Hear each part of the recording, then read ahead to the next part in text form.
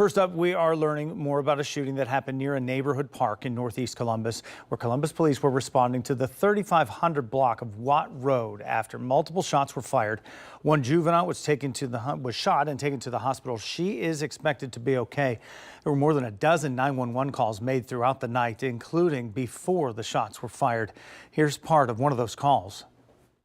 Large groups of, I don't know, teenagers, definitely underage, alcohol, smoking. But you're not the only one that's called out, so we're going to get some people to check that out.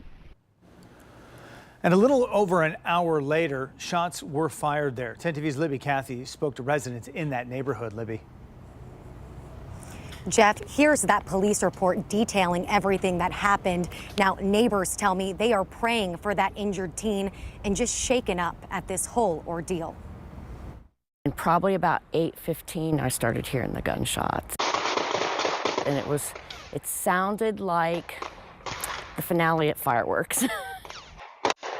Makes me nervous. Makes me want to put the house up for sale, really.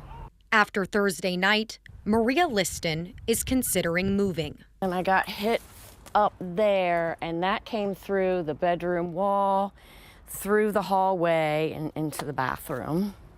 2 bullets from a shooting at Strawberry Farms Park hit her house while she was inside. I saw, like, drywall, flying through the hallway, and grabbed my one dog, and we just kind of kneeled down to the ground. And Do you feel like you or your pet could have died here? oh, yeah. Oh, definitely. Definitely. And I'm glad I came back in the house when I did. Her home overlooks the park, where a large teen gathering ended in chaos. Columbus police say one juvenile was shot, a bullet grazing the back of her head while she fled gunfire. Video provided by a neighbor captures some of the shooting. I'm really surprised that it wasn't worse because it sounded terrible. Chris McMillan was inside the park with his 10-month-old daughter. It was her first time going to the park, and I just had her on the swings, just swinging. It was a bunch of kids there. It was a nice day. All of a sudden, we just heard gunshots. They were consecutive, like boom, boom, boom, boom, boom, boom. We left. We were scared. I know my kids were scared, and I definitely didn't want nobody to get hit. The chaos spilling into Rick Nelson's backyard, where he and his wife had been watching the crowd grow. I would assume it got to about 200. He says people ran so hard through his neighbor's yard. And tore down a couple sections of his fence. And I don't blame him, you're running for your life. Well, were you scared for your wife's life? Yes. Oh, yeah. She said she wanted to go to the concrete.